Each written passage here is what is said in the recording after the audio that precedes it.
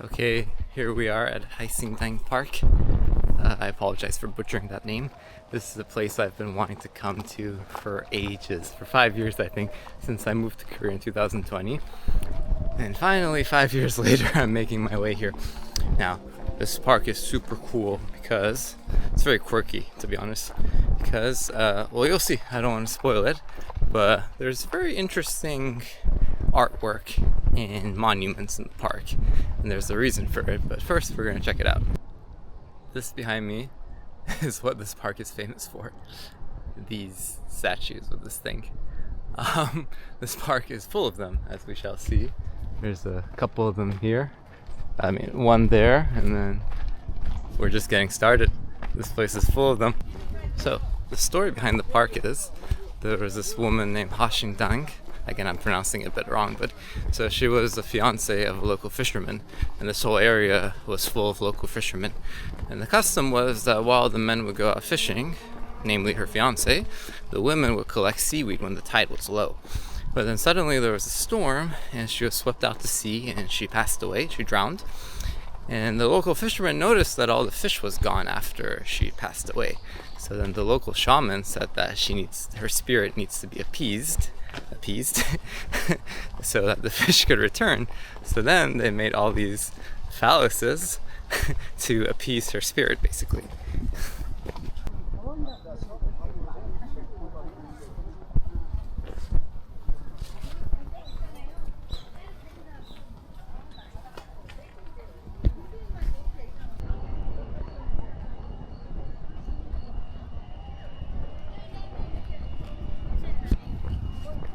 So anyway, safe to say, after they made all these phalluses, I guess she was appeased, and then the legend is that the fish returned to the sea. So yeah, that's one way to appease a female spirit.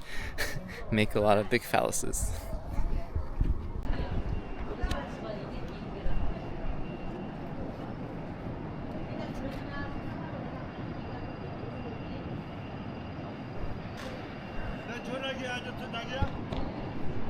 So, phalluses aside, and I realize it's kind of hard to ignore that when you're here, but it's actually a really beautiful park. There's some stairs, you could go down to the beach side. The water is very beautiful.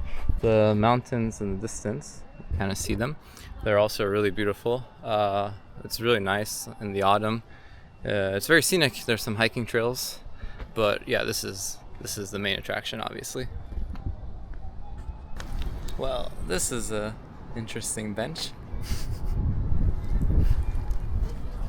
I generally can't believe kids are allowed to come here.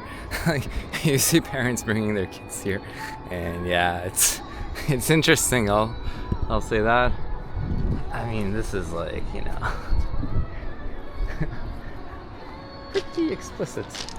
pretty explicit stuff, I guess.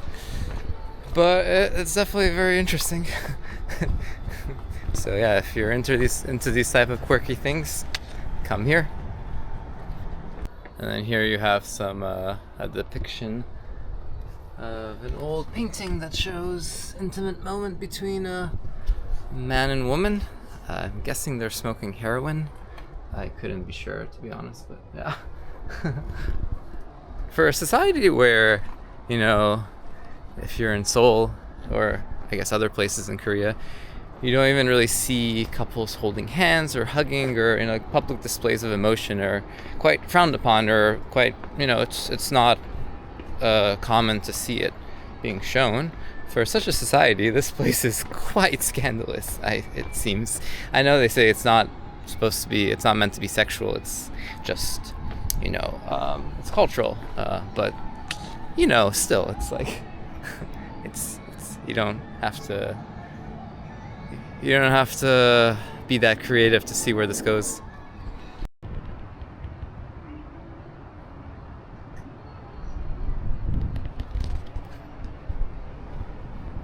I definitely don't want to sit on that bench, that's for sure.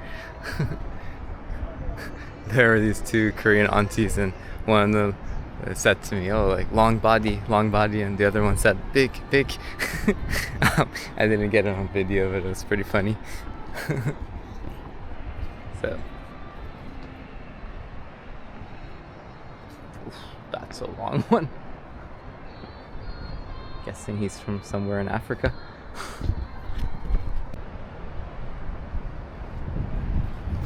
There are like endless phalluses here. There's just too many. All sorts of shapes and sizes. This one's interesting. This one's somewhat, well, I was gonna say it's tasteful, but I don't know. But at least it's interesting. It's you can see the woman's kind of like wrapped around the phallus. Yeah.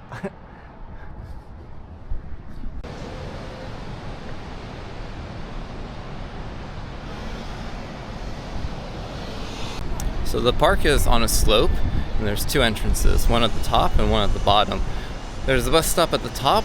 The bus stop at the bottom, you have to walk a little bit when you exit.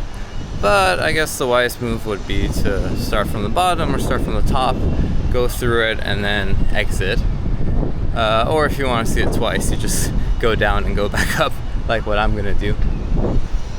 And here we have a temple to Haesindang herself. This is the woman that this whole park is about.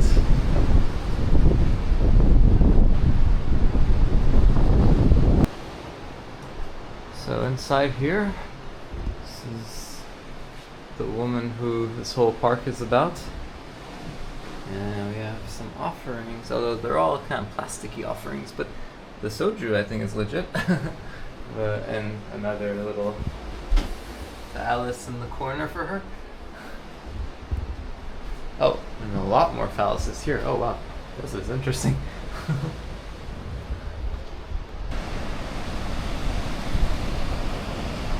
So you can't see it in the GoPro, but actually there's a statue of her all the way out on that rock over there. And with this binocular you can see it. I don't know if I could manage to capture it, but I'll do it with my phone and then you can see.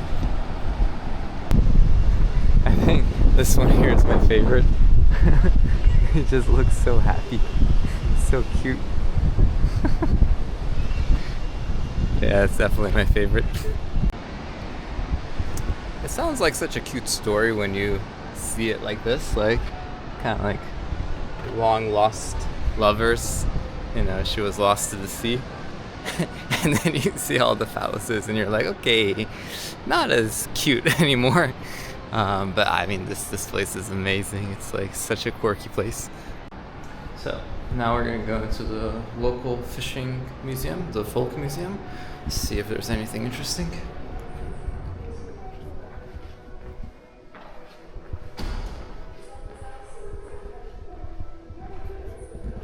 Besides a lot more phalluses.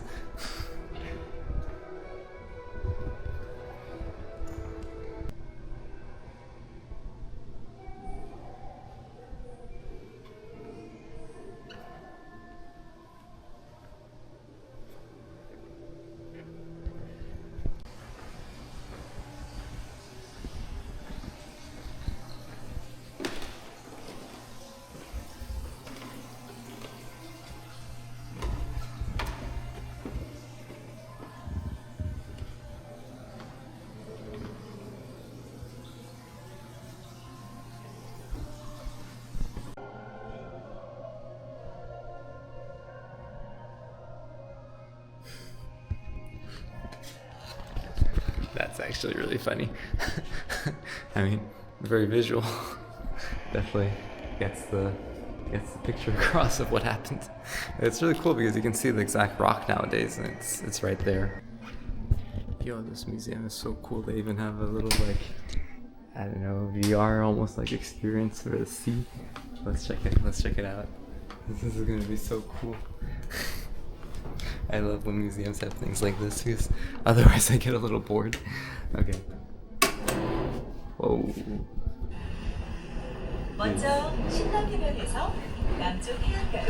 This is dope.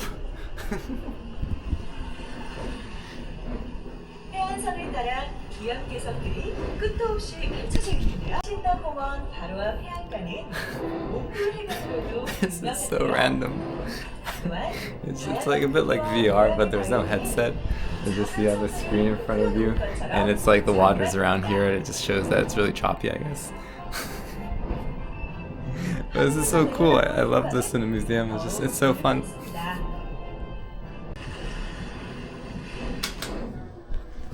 I'm gonna stop that before I get nauseous. Ugh. There's a reason I don't like VR. And when you're low on sleep, it's way worse. By the way, this is meant to mimic the local type of boat that they make here. This design here.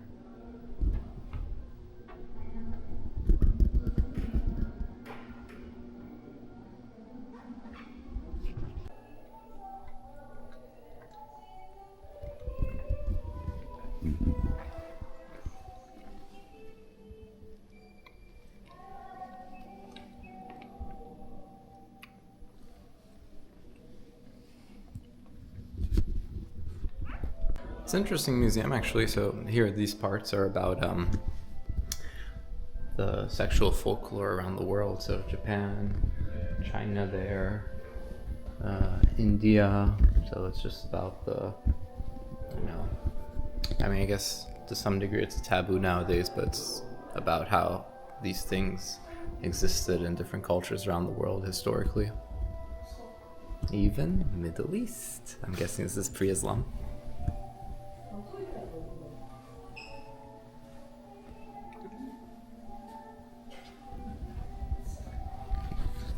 This stuff is definitely pre-Islam.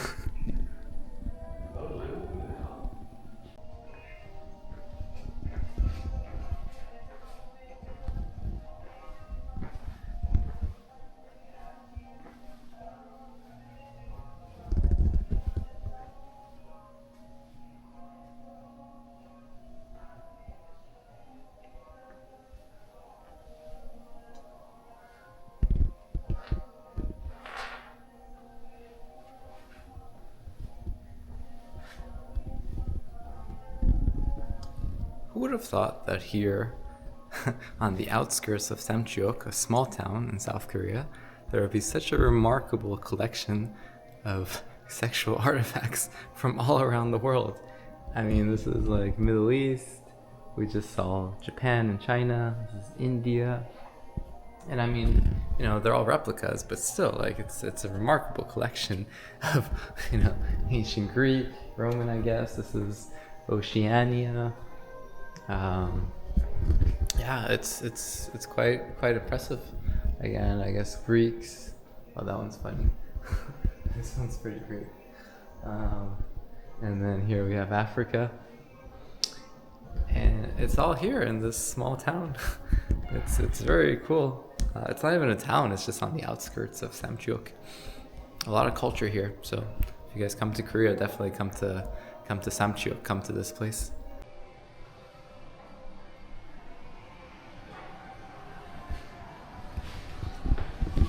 Even the artwork on the walls. It's great.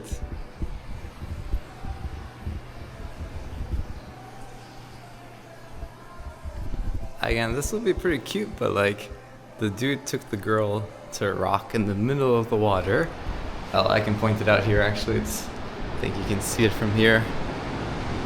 It's that rock next to the tree, super far away.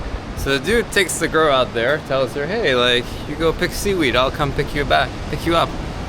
And then, lo and behold, the waves are too strong, so at dusk, she's there all alone, can't come. And overnight there's a storm, and she drowns. Surprise, surprise. And so, yeah, because of the tragic way in which she died, they say there stopped being any fish. There were no more fish in the sea. And so then they had to appease her, but geez. As far as fiancés are concerned, yeah, not a great guy. So the rock is in the distance, and here, this is a nice screen. You can see the statue of the girl, and she's waving and trying to get attention, I guess, when she was stuck there.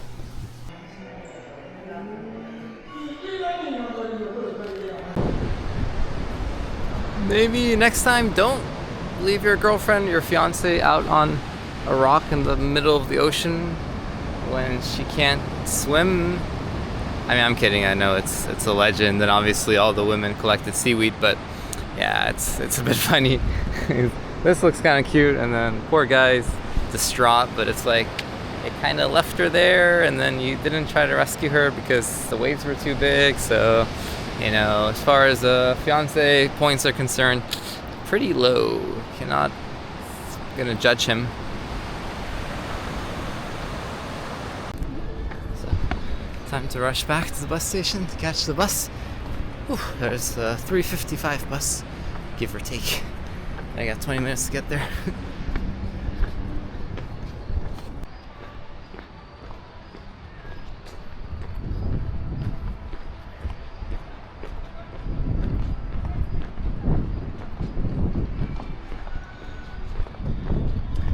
Well, this is hands down the most interesting park, or just the weirdest park I've ever been to. I don't think I've ever spent this much time in a park since probably the park in Barcelona, the Gaudi design. That one's fascinating. But aside from that, yeah, no, this is definitely it. It's actually a really beautiful walk through the park here. It's really pretty, especially in the autumn with the leaves and the pine trees.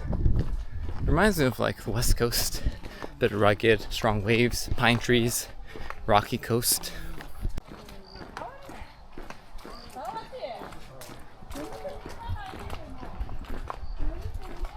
So that's the ticket office. It's 3,000. That's the entrance here.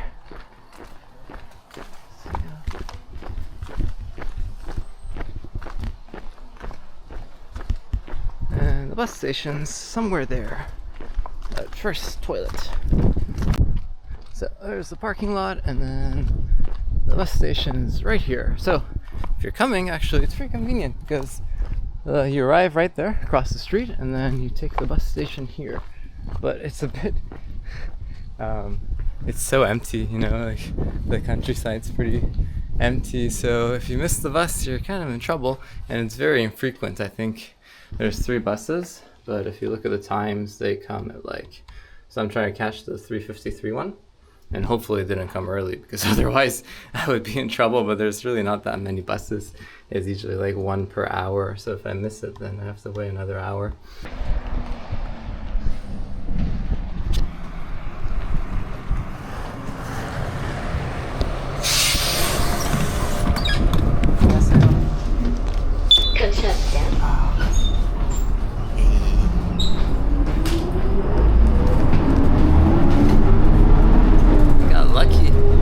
Was 2 minutes early. I was at the bus station 3 minutes early. Oof, that was a tight margin.